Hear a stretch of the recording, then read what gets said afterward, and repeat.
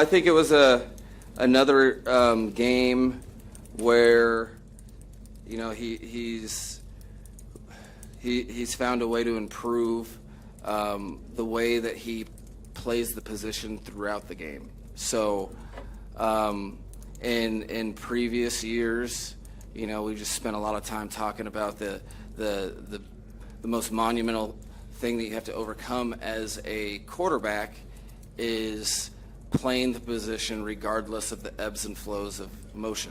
So not changing how you play based upon positive or negative results and letting every play stand on its own.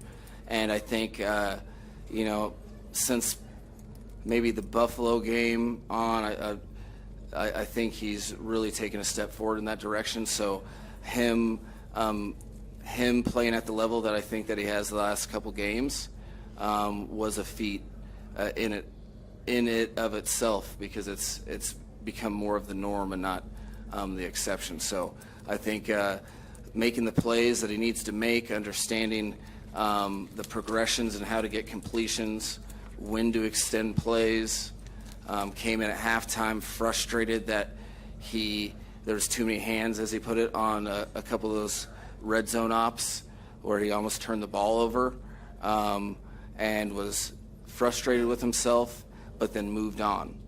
And that's the key for our team is when you have a confident player touching the ball every play that is impervious to the emotions of the game, good or bad, as a collective unit, you can be a problem for people to defend. What led to Waddle getting the opportunities he had and coming through with those opportunities? I think it's one of my favorite things about this game that I'll remember is Waddle has been taking his route running, his release work, the nuances of the receiver position. He's had so much growth over the last month and a half, while also fielding questions left and right, whether it's in the media or even at home, or like, where's the production, and to get better when the ball isn't coming your way, so that you're aptly prepared when the ball does. It's everything that I believe in, everything that it was an earned game for him. He got the opportunities, and because his mind has been in the right spot where he's been focused on what he can control and not all the other noise, he was able to really make some big-time plays in those moments. So it's something that I don't think people truly spend the time really putting themselves into receivers' shoes. In the National Football League, especially if you're one of the better receivers in the league, you have expectations of output that you have a lot of times you have no ability to control. So a lot of players get worse from situations like that. He's been eager to help the team win, and he's been doing that week in, week out by plays off the ball or plays when he doesn't have the ball. So for him to make some plays on the ball this game was much deserved, and we had a lot of teammates that were fired up for him. Mike, you're not one to duck narratives, reality, whatever. We've been waiting 11 months, 12 months, whatever it is, to see you in a cold weather game again. Mm-hmm. You've gotten back in the mix. You won the 3 games you had to. What's next for the Miami Dolphins this week? Well, you're just going to let me really lean into this victory for a while, huh?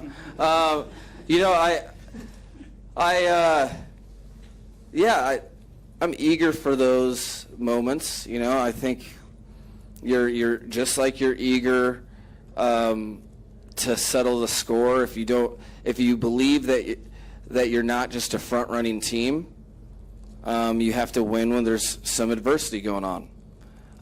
And so instead of just complaining and wallowing in the fact that people say those things, we've been able to win some games with our back against the wall, so to speak. Same thing applies with, I've already told the team, there's 2 things that will be said until we do something about it. Good teams and cold weather. So like, it doesn't bother me in any way, shape, or form. We have some plans on how to attack this week, but I relish that opportunity because there's one way to correct that, and I know there's a locker room full of people that believe, and are eager to set that narrative straight, but there's only one way to do it, and there's only one way you'd want it to be done is you want to go earn that sentiment, or maybe some take back from some people that have strong opinions, or they're going to be right, and it's your choice as a team. So we'll get started on that tomorrow. Tonight will be less Packers and more Barbies, right, Ayla? Barbies. So she's fired up. Mike, a report this morning that this club was ready to trade Campbell to the Ravens for a fifth-round pick, and that you stepped in and argued or made the point that it was too valuable to lose. No, I'm sorry. I got really fired up to answer that. I apologize for interrupting. So, I mean, I guess, yes, the offer for compensation for his services was real. And I think it wasn't like it was Chris versus me. It was more that Chris, looks at the way I do, where we work together. And, yeah, I may or may not have thrown an adult temper tantrum. I mean, I think you have to look at, that's the tricky thing about Chris's job is he has to look long-term and short-term at the same time. What's the best for the organization? And then he also, we rely on each other for, things that, I need to be on top of, and one of that's the locker room and what one individual does for an entire team, and I think it speaks to Calais because that was a strong compensation, for a guy that's he just passed the 30-year-old mark. I think but it speaks to how he's playing. It speaks to what he means to the team. That teams would be willing to do that, and there was some competition for that. But yeah, my job is to speak on behalf of what's the best thing for the 2024 Dolphins, and I'm just fortunate to work in an organization where myself and the GM can be can just be transparent and work together, and he didn't want to see any more adult temper tantrums. So, Mike, I know the game got out of hand a little bit. Just curious your thoughts on watching Drake May today, what you saw from today, but also kind of throughout the season too. No, it was what we kind of prepared for. I think he had ownership of the game even a little bit more than what had shown on tape. He made some plays in similar fashions that he'd made on tape. I think when you're able to be a pocket passer, but then extend plays and make teams pay when you're in man coverage or two-man, it's a problem. And he'll continue to make plays as he gets better and better in the pocket. It's a guy that honestly I'm not really rooting for his development being in the division, but I can appreciate the player, and they have a very good player to work with at that position. So we'll continue to have to be on our stuff. Mike, you pulled the starters for a series there in the fourth quarter, and then put them back in after the fumble 6. What went into the decision to go back to your starters? Well,